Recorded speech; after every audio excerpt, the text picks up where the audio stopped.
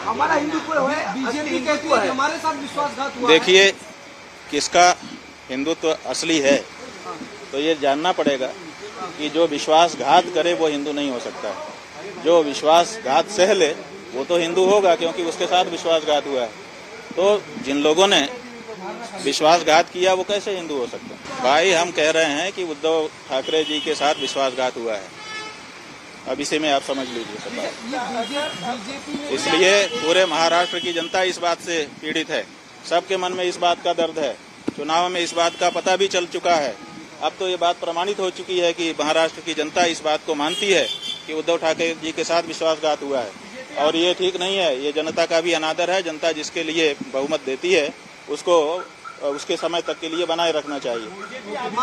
बीच में सरकार को तोड़ देना और बीच में जनमत का अनादर करना ये अच्छी चीज नहीं है।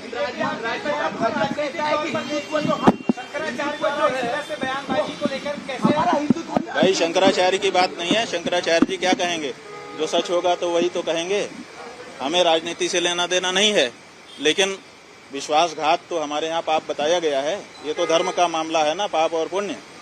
और इस बारे में कौन बोलेगा? राजनेता बोलेगा।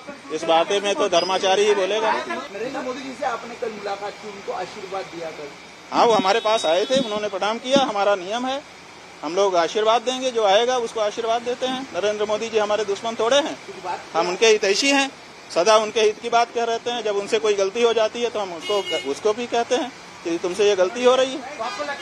वो हमारे दुश्मन नहीं है। ये जो बात हम कह रहे हैं वो हम अपने मन की बात कह रहे हैं और पूरे महाराष्ट्र की जनता की बात है।